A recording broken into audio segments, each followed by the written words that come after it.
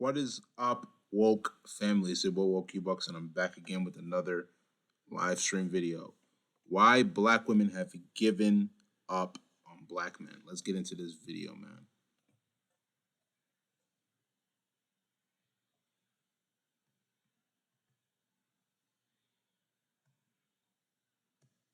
Is marriage for white people? That's the question being asked by an author of a new book. Is marriage for white people? How the African American marriage decline affects everyone. It's got a lot of people talking right now. Stanford law professor Ralph Richard Banks says it's time for black women to, this is a quote, give up the good fight on marrying a black man. Here he is. The way I think of that is that women have been asked to carry a great load. Once again, Ralph Richard Banks. In which way have women, specifically black women, how have they been asked to carry the load? Explain it. Black women shoulder a lot of the burden, in short, of black men's struggles. What struggles are you talking about that black men have struggled about? And what burdens have black women had to carry? Explain the process. Explain it. It doesn't make any sense. And I am asking women to put the burden down. Many women think that they're attracted to black men. They are attracted to black men. Because from my perception already, within the first minute, you seem like you're a panderer. You're giving off pandering vibes. But attraction itself is complicated. And one of the things that I discovered in the course of writing this book is that there's a whole host of fears and desires and anxieties that animate black women's attraction to black men. Okay, Banks recently wrote an article in the Wall Street Journal and said that 70% of black women aren't married. That's roughly true. Okay, so is it time for single, educated, and working black women to just forget the notion of marrying a black man and look outside their race? A new Gallup poll shows more and more people are receptive to the idea of interracial marriage. In 1968, the numbers were quite low for whites approving of interracial marriage. This is a Gallup poll from USA Today, but today those numbers skyrocketed for both blacks and whites. So does the author have a point? Is the black marriage nearly obsolete? Is the idea just for white people? So look at how they tried to bring up the statistics, right? And mention that the black marriage rates in this, 1968 was, or the white people that approved of it in the 60s was 17 and it jumped up to 83. I think this is cap. This is just my opinion. I think this is cap. Have a black couple here who says, hello, I'm right here. Joining us more to talk about this is Lamar and Ronnie Tyler, bloggers for Black and Married with Kids. All right, Tyler, so I guess my first question is, what you have just heard? A lot of people have been talking about this. I just think the book is dangerous and it's sending a dangerous message. Dangerous? Yes. Okay. I definitely think it is just perpetuating all of the negative stereotypes that are out there. Mm-hmm. And now is the time for black people to come together and to work together, not to look outside of our community for the answers. Dangerous how so? And I want you to answer this because he seems to be putting a lot of negativity out there on black men. Sure. I think what he's done is created a perfect mechanism to sell books, but not so much to help African American women. All right. And I think, he's portraying this like this is some type of help tool for them, but not at all. I think anytime when you say that one entire group of people, specifically based on race, is bad and another group is good, then it doesn't make any sense at all. It's not helping anybody. Instead, the conversation should be if there are problems in the African American community, how can we uplift the community? What can we do to show them that marriage is positive, to show them that. I agree with what the brother's saying. I agree with him 100%. What a lot of people fail to realize is that the solutions that he's quote unquote giving are destroying the community more than they're helping, for sure.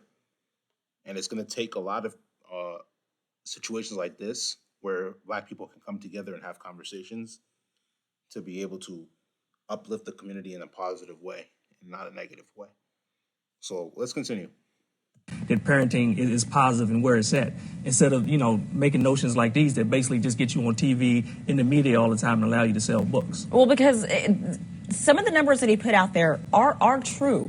A white woman is twice as likely to get married as a black woman. Some of what he is saying is true.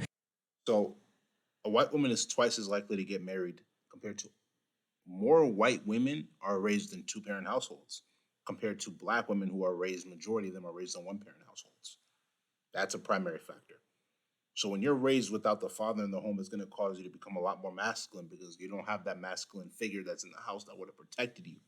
Because if you have that figure to protect you, why would you need to act? Why would you need to act masculine? Is what you take exception to what you say are solutions that aren't actually solutions? Is that what you're saying? Exactly. Solutions that are not actually solutions. So if it's true, let's get down to why it's true and bring forth real solutions for the black community. Okay. Yeah, and I think interracial dating is fine. I think who you fall in love with is who you fall in love with. But again, when you say this group of people in this particular instance, And I'm going to give you guys my perspective. Guys, men, black men, white men, whatever, whichever race you are, your best bet is to not fall in love. Have love for the woman, but have enough respect to not fall in love because the minute you fall in love, the minute you're investing your emotions into somebody who isn't also emotionally stable themselves. So that's a recipe for disaster. Have love, but do not fall in love. Let's continue. which is black men, are bad and you shouldn't be with them. And I think the craziest thing about all of this is the fact that he's married to a black woman. So what If he's married to a black woman, he's basically trying to say that he feels like he's not good enough for his woman too. 100%. if she took his own advice? They wouldn't be married now. So what you're saying is, okay, let me make sure I'm clear.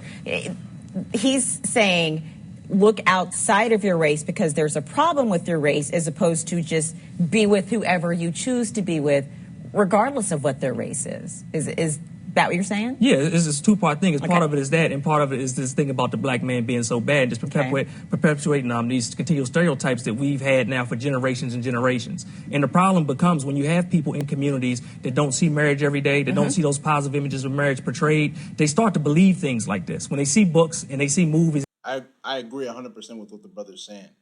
My only question in regards to that is that why would people in general think that black women are not seeing marriage as much? And what is leading to the percentage of 70% of black women being unmarried in the black community? So out of 10 women, out of 10 black women, only 7, or not only 7, my bad. Out of 10 black women, 7 out of those 10 are married, and the remaining are not.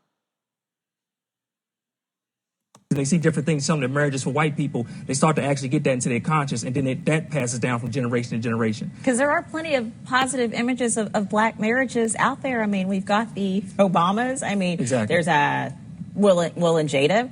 If you don't believe all that tabloid mess is out there. Right. An interracial couple, there's Iman and David Oye. There's lots of positive images out there if you choose to see them. Exactly. And that's exactly what we're doing with our website, trying to actually build upon those positive images because if you don't see it, then maybe you don't think it's possible to be that. And so it's very important to have those images. Yeah, and it's just an example. We do documentaries. In our second documentary, You Saved Me, 8 couples, African-American couples from newlywed over 50 years. We premiered it in D.C., sold out over 540 seats in advance of the screening. They had to put up folding chairs down the aisle, I like to say, like church on Easter Sunday. And these people, we're not Spike Lee and Tanya Lewis Lee. They didn't know us by name recognition, but that's how hungry in our community we are for positive. He's basically trying to finish up and say that's how positive they are in the black community for positive change and positivity. You feel what I'm saying? Because there's a lot of negativity. So when you're that positive voice, when you're that positive change, you're either going to be met with some type of